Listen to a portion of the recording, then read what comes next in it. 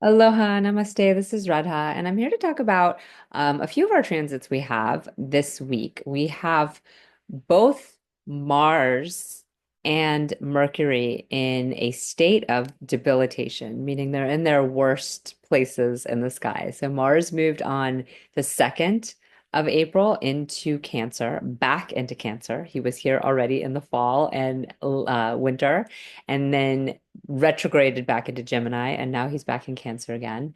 And we have Mercury, who's been in his sign of debilitation, Pisces, but he has been retrograde for the last few weeks, and he's just starting to forward move again. And at the end of this week, on Sunday, we have the sun moving into his exalted state of Aries, the sign of Aries. And then we have Venus beginning her direct motion after being retrograde in her exalted sign of Pisces. So Mercury and Venus have already been in Pisces, which is where Mercury is debilitated and Venus is exalted, but they've been retrograde. And so this is going to change our experience of them as they move forward. And also, as they slowly climb out of the influence of Saturn and Rahu. And Mars has been here before in his place of debilitation, but he's now moving back after since January 20th. So it's been, you know, about 2.5 months that he's been in a different sign. So we've had a little reprieve from the Cancer weepiness of Mars, and now we're back again in that. And then, of course, the sun is the first time in the year that we've had this transit. So I'm going to kind of draw out all the different things in these different transits because they're all fascinating for us right now in this moment in time. I'm making this video on the 8th, which is Tuesday. So Mercury has already moved direct. His direct motion started on Monday on the 7th.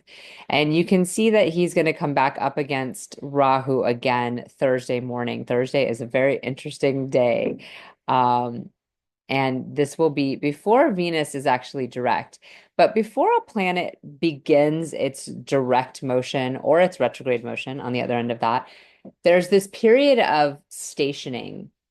And it's kind of like a stuck because the planet is either slowing down to begin appearing retrograde, right? Retrograde planets don't actually move backwards. I like to remind us of this. They're just so slow that from our perspective here on Earth, it actually looks like they're going backwards. But the slowing down occurs before we actually officially say it's retrograde. Well, with the direct motion, you imagine that it's speeding up, but it also happens in this kind of slow motion way where it's stationed first.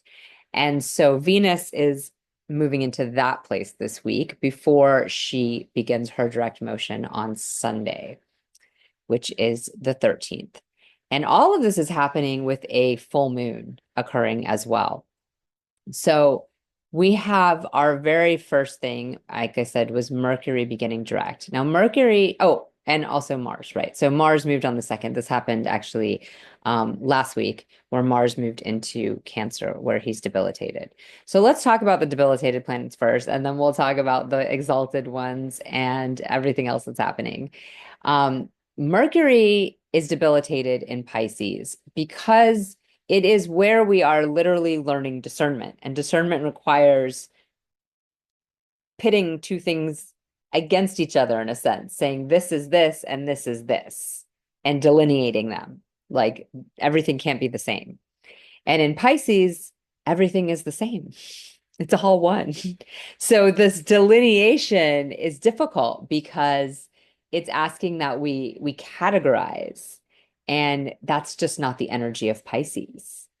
It's asking that we organize and that we decide if something is true or not true. And we can't do that when everything is both true and false at the same time. And so Mercury struggles in Pisces for that reason. When a planet is debilitated, again, meaning it's in its most challenged sign, there are a few things that can help it. And one of those things is actually being retrograde. So when Mercury's retrograde in Pisces, there's a capacity to kind of slow our roll on our communication. Be like, this might come out really jumbled. Maybe I should pause. Or to reread our email before we send it out. Or to check what's going on the computer because we have this feeling like, maybe something's not going to go right. And so we have a chance to kind of circumvent some of the challenges that come out from the debilitation of Mercury being there. Another thing that helps debilitated planets is being joined exalted planets. Well, Venus is exalted here, so yay! Except for Venus has been retrograde. And exalted planets do not enjoy retrograde status nearly as much as debilitated ones do. Exalted planets tend to feel like they can't manifest all that exalted energy. All the blessings are just like rewinded and underground and not working and not coming out. And so she's not able to express herself fully, and therefore she doesn't have much blessings to offer Mercury in this situation. And then, of course, we just have the fact that there's just all these planets here, which is never a blessing. And they're very close. Like Rahu, like I said, is very close to Mercury. He just retrograded past Rahu, and he's on Thursday morning going to be exact with Rahu. So let's bring ourselves to Thursday. Saturn and Venus just had their heyday. On the 7th, you can see they're still very close. It was really the 6th that they were exact, but on the 7th, they're still very close, just pulling apart. Venus is, of course, retrograding before Saturn, earlier than Saturn, and Saturn is moving forward, but he moves at a snail's pace, as we all know. So Venus and Saturn had their conjunction, and that can feel like a lot of pressure on our relationships, particularly considering that there's this retrograde energy already. So what brings us joy, what brings us happiness is already feeling this loss and this disappointment and this kind of unwinding. And then Saturn's there putting this pressure on us and this feeling of like, maybe a need to commit to something out of fear or a need to do something, make some kind of action, and yet the energy is retrograde. It's really important to understand that planets have their like thing they signify, such as relationships, beauty, fun, pleasure, but also that they are ruling certain areas of your life. So for me, I'm a Taurus rising. Venus is my ruling planet. So it's me retrograding, right?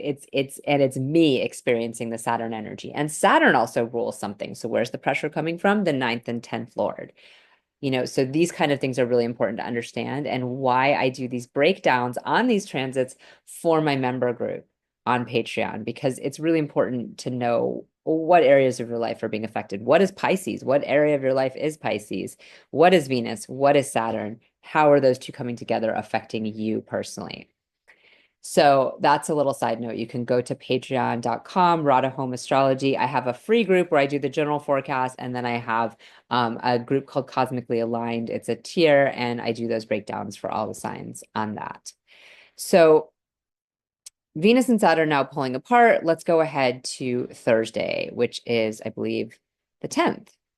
Now we have Mercury and Rahu exact. So Mercury is now forward moving, but joined Rahu.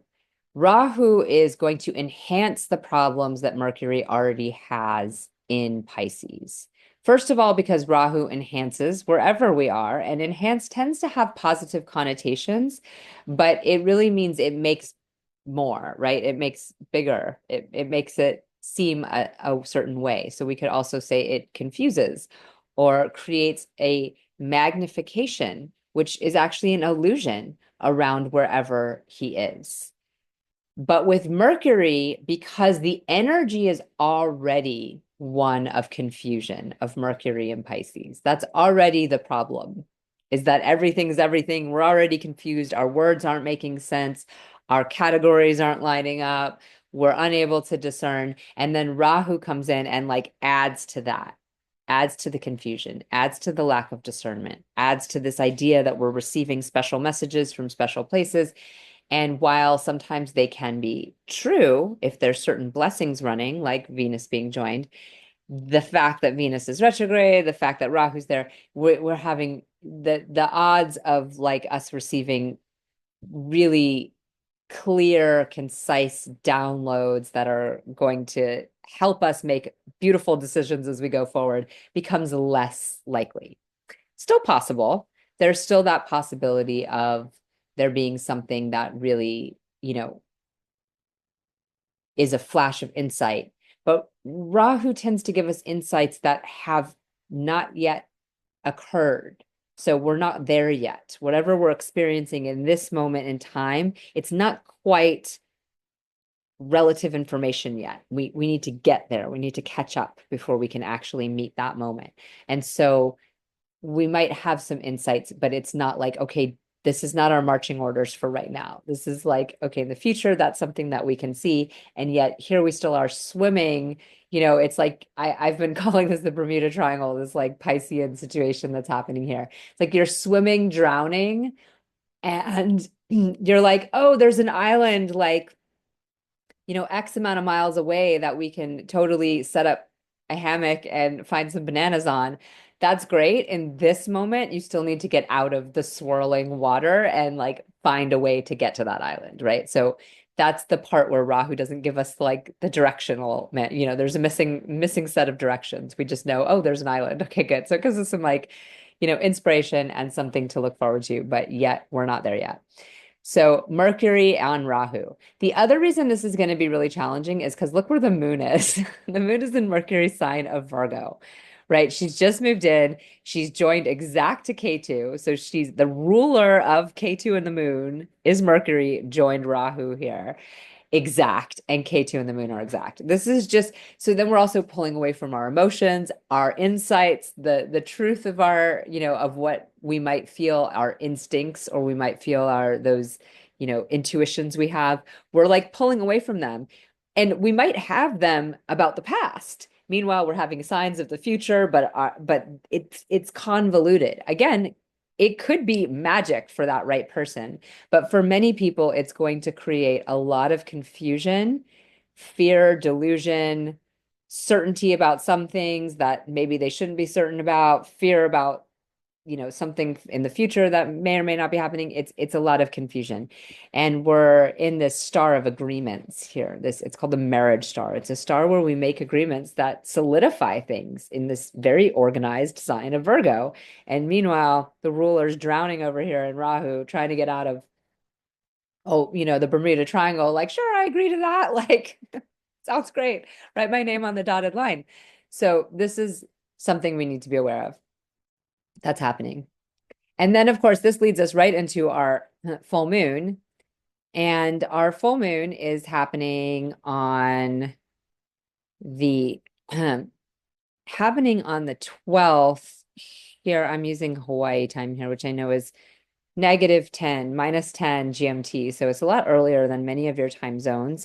Pacific time is 3 hours later to give a reference point. So here we are. Let's see. We got 29:05. So we have our full moon here. We're at 2:22 p.m. in Hawaii time, which is 5:22 p.m. Pacific daylight time with that daylight savings time. And it's in Chitra, which is a star that bridges Virgo and Libra. And of course, in the Western astrology, it'll be the full moon in Libra we'll all be hearing about. But this is, of course, still in Virgo, in that last degree of Virgo, in this star of beauty. It's a star of brilliance. It's indicated by a single pearl, this lustrous, gem of the earth that comes out of a clam shell, like a piece of sand that over time becomes this beautiful shell. It's also signified sometimes by like a diamond or a gem that also has had pressure to be formed in the earth and then gets cut to have all of its facets showing its beauty, right? And it's ruled by Vishwakarma or Vastar, which is the architect. And this principle of Vastar actually can go for both the architect Maya, who is the architect of the asuras, the beings without light, and he tends to create illusion, or Vishwakarma, who's the architect of the devas, who's creating structures that bring us more harmony and beauty and closer to the light.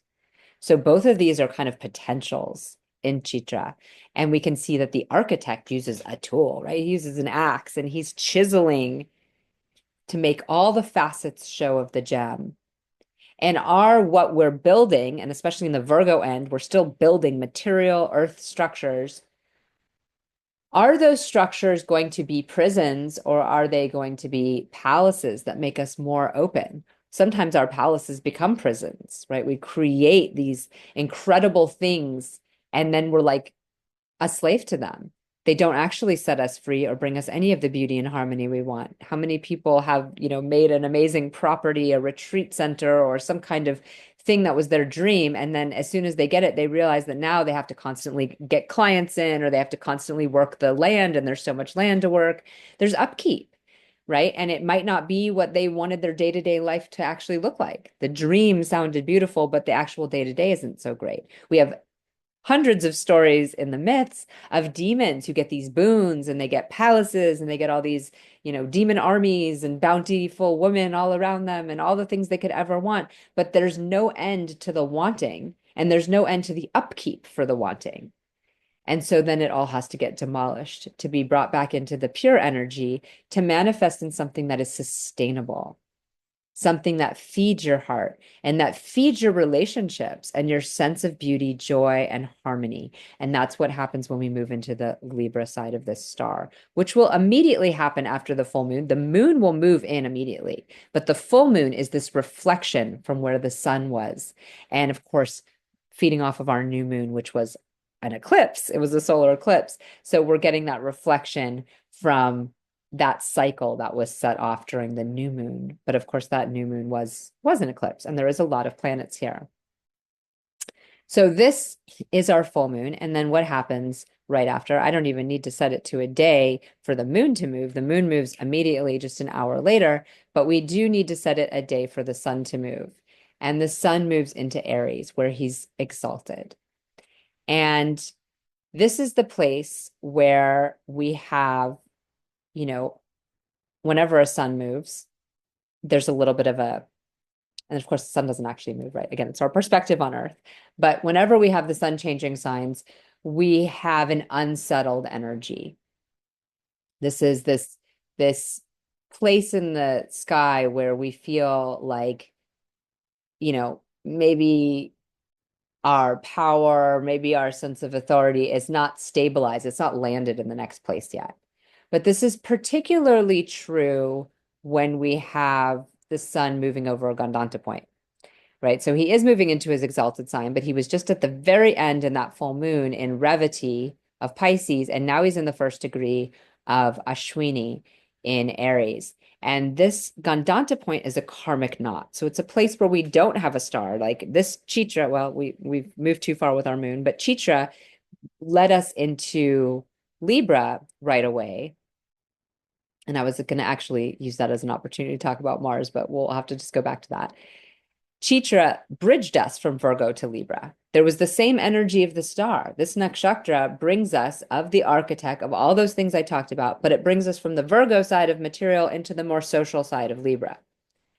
But at the end of water signs, beginning of fire signs, we don't have that. We have a break. Revati ends, Ashwini begins. And we have to remember what we're doing here. And it can be a little bit confusing. So it's even a harder start than moving into a different sign. When the sun is in this transition of the Gandanta, we have to really untie ourselves from the knot that we have gotten into from whatever choices we made leading up to the last point and into the new point. And this particular Gandanta point is the ending and beginning of the whole zodiac, right? Pisces is where we finish our zodiac and Aries is where it begins. So it's like starting anew. But did we finish what happened before? We don't even know. We don't remember. There wasn't that closure. And now here we are setting off in Ashwini, the twin horsemen, wanting to dash off in a direction with focus and determination, but still needing to get their legs on land, still needing to find their place. So this is where we'll be in the beginning, but then, of course, he'll move even just one day later into further into the sign. And this is the place of exaltation for the sun for a reason. It's where we're able to shine our brightest light, feel our most sense of leadership and authority, and have the connection of our discipline and motivation and courage and bravery that Mars energy, that Aries gives to us, a lighting up the king, the president, the leader of not just our world, right? Of ourselves. We're each like the king of our own little universe. And this is the part of us that leads all the rest of us. And it's our connection to source, it's our connection to consciousness. And so this is what sets the tone for everybody else. Are we connected? Are we brave? Are we courageous? Are we ready to move? Or are we stuck in this kind of swirling sea and connected maybe to source, but not really connected to action or leadership or authority, which is what the sun is kind of doing in Pisces. So this next month sets forth for a lot of different people, whether it's a Leo rising for whom this is their ruling planet, and it's like, oh, finally a saving grace. They've been drowning in this eighth house. Their yoga karaka planet Mars is debilitated in the 12th, and like, thank God, at least their ruler has moved into exaltation in their 9,000s. Like the life raft has just been sent to help you get to that island that Rahu told you about. So that, for some signs, it's going to be a major blessing. And then for other signs, there's always the signs where it falls into a Dushtana house or where it becomes actually more difficult. But even for people like a Virgo rising, it's the 12th lord in the eighth. So it's what we call a Viparit Raja Yoga. So it's Dushtana houses connecting. So overall, when a planet moves into exalted place, it's a positive for the collective, even if some people experience it in a bit more difficult of a way. And then we have the fact that the ruler of Aries, Mars, is debilitated. And that is going to change the exaltation a little. We're going to feel the fact that our leadership, our power, and our authority is being slightly motivated by our feeling of being a victim, our feeling that we're not getting enough love, that the unconditional love we deserve is not coming our way. And we shouldn't have to act for it, right? Mars in Cancer is not like up at the crack of dawn doing all their practices and making sure that they're disciplined and that they're courageous. And then Mars in Cancer is where we start pointing fingers, where we get really lazy but blame others, where we want connection so bad we don't do our practices or we don't do the things that make us stronger. And then yet we still feel blamey that we're not getting the connection we wanted, because who wants to connect with a boob on the couch? It's like this weird fighting energy that's also very passive aggressive because the connection desire is there. So there's a lot of weepy, a lot of crying, a lot of passive aggressive behavior. Now, it is our second run here with Mars and Cancer, and so we have an opportunity to do better. We've done this, we've had the weepy show, and now we can come back and be like, I remember this didn't work out so well last time. And so I have an opportunity to make different choices, to be a little more courageous and vulnerable and a little less weepy and blamey. That's really where the sweet spot of Mars and Cancer can come in, is like this ability to be courageous on an emotional level with our emotions and our heart, and to fight for things like unconditional love, mothers, the feminine energy, to really put into practice this kind of devotion, which can be kind of angry in a sense, but devoted towards our love. And maybe even our discipline can be devoted towards our love. Maybe we don't have the energy to get up and exercise every day, but maybe we do have the energy to get up and like bow before something bigger than ourselves, or honor our mother, or honor the mother. And so that's some of how we can look at it, and particularly this transit happened right as we were coming to the end of Navratri, and there's this feeling of victory and devotion to the mother already that can carry us into this transit. It is a 2-month transit. It ends June 6th. So it's a long period of time to relearn these lessons. And it's going to be longer. It's going to outlive the sun's transit in Aries.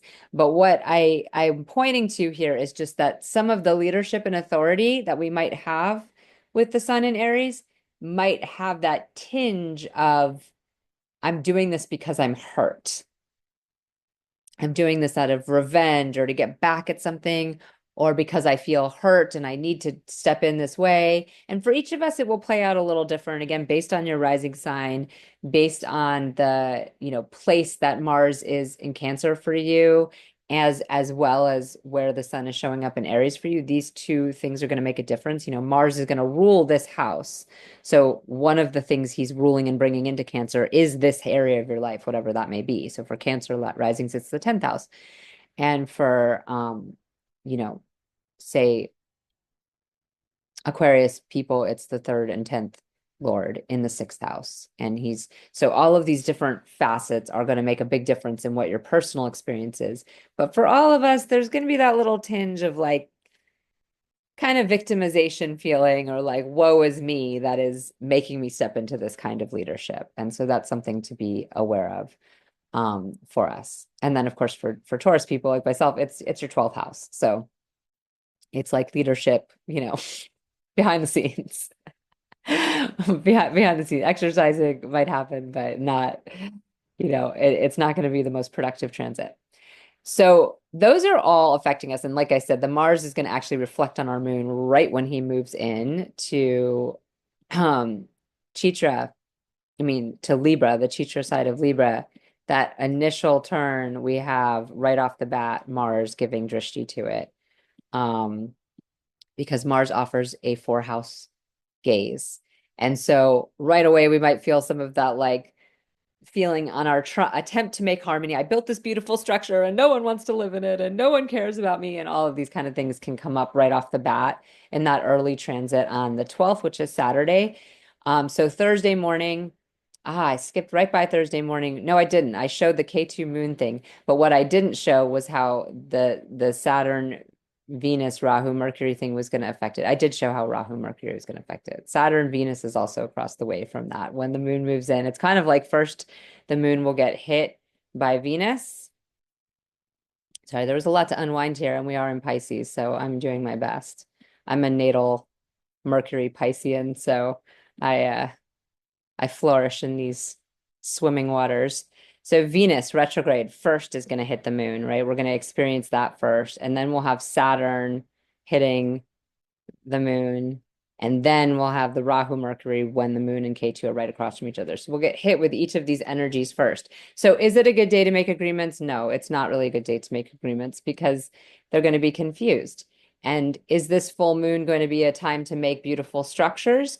Very possible. We have this Jupiter gives a one-way drishti right as the moon is before she has her fullness. We have Jupiter giving, before she's right across from the sun, Jupiter gives a five-house drishti to the moon, reminding us of our material aspirations, though, our Taurus aspirations of wealth and comfort and luxury and pleasure, reminding us of that. So we're building our castle maybe more on the side of greed or, what can we gain? What can we get? How can we have our needs met, our personal needs met? And then moving into Libra, and like nobody's enjoying it with me because Mars is going to give us that kind of that weepy sadness. And then, why doesn't anyone want to live in my castle with me? Why doesn't anyone like me? Pardon me. Like the never ending cold. Um, and then we have our sun move into its state of exalted. So we really have a lot of different energies going on. And I was like, do I want to make a full moon video? Do I want to do this? I'm like, it's all so very intertwined that I'm just going to kind of blah it all out there for you guys together. And hopefully you could follow my little threads as I pulled them out. But essentially, as time moves forward, we'll experience Venus in her more exalted state as she wades out of the Saturn Rahu connection, which we'll have another video about that because Venus is going to be joining Saturn and Rahu in April a little further down the road, and that will be super fun as well.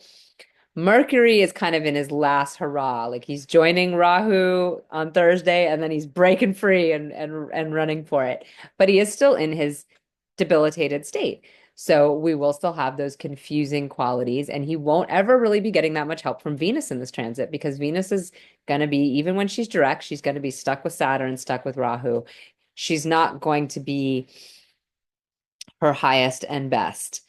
Although forward moving, and at least with the friendly signs of Saturn and Rahu, there's some opportunity for some insight and awareness around the higher happiness that we're seeking beyond the material place that Jupiter's kind of bringing us down. But Jupiter is the ruler of Pisces. So all these planets are being ruled with a Jupiter in a material sign that wants money, comfort, pleasure, and all of those things. So it's very intertwined. Everything's very connected to each other right now. The exalted, the debilitated, it's all joining one another.